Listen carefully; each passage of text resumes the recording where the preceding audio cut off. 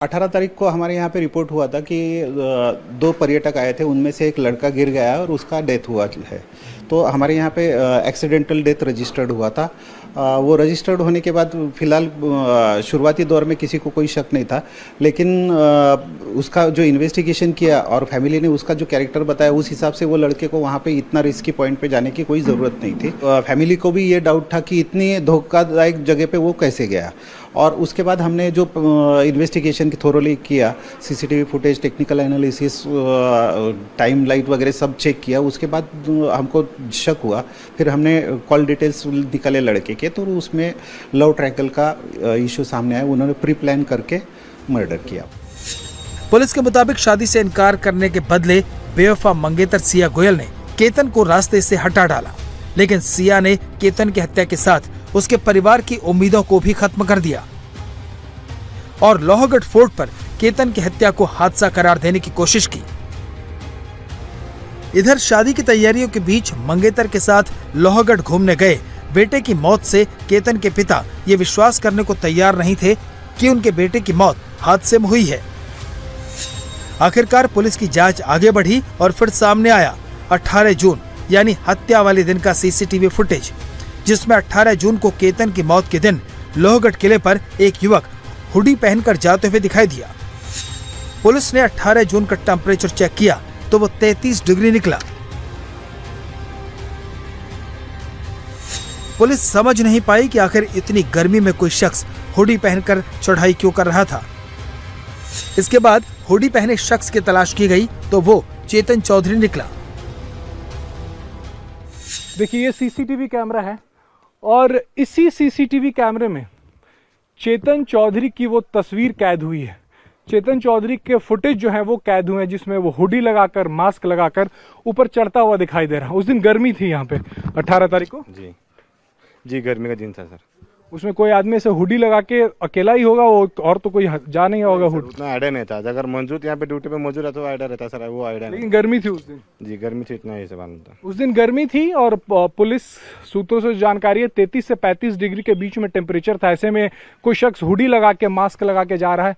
इस सीसीटीवी कैमरे में उसकी तस्वीर कैद हुई और इसी सीसीटीवी कैमरे में चेतन जो है वो आगे जा रहा है, कभी पीछे जा रहा है और सिया उसे इशारा कर रही है। पुलिस की जांच में ये बात सामने आई कि 1 जनवरी से जून तक सिया और चेतन के बीच 2000 से ज्यादा बार बात हुई। पिछले 6 महीने में दोनों के बीच टॉक टाइम 338 घंटे निकला है।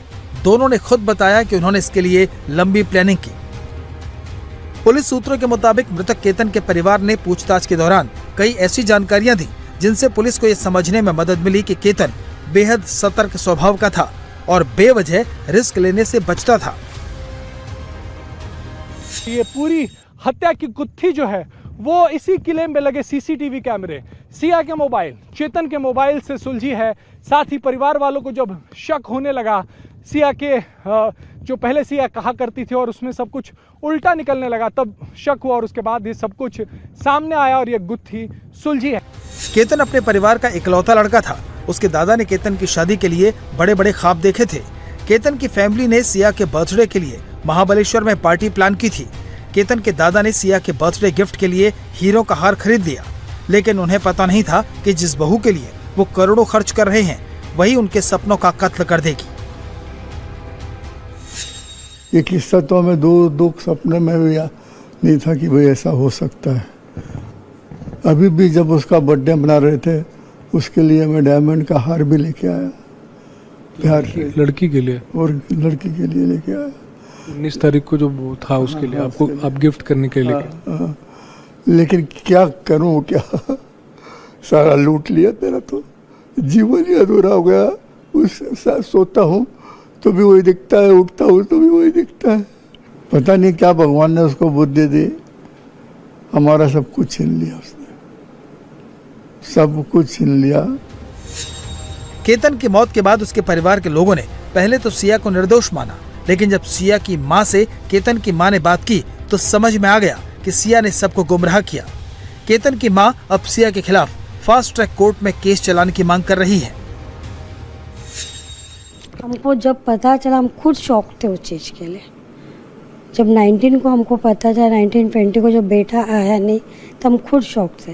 और जब हुआ था सबसे पहले सिया की मम्मी का कॉल आया था और वो उसने खुद ब्लेम किया है कि आप आपके बेटे को हमेशा ट्रैकिंग के लिए क्यों भेजते हो।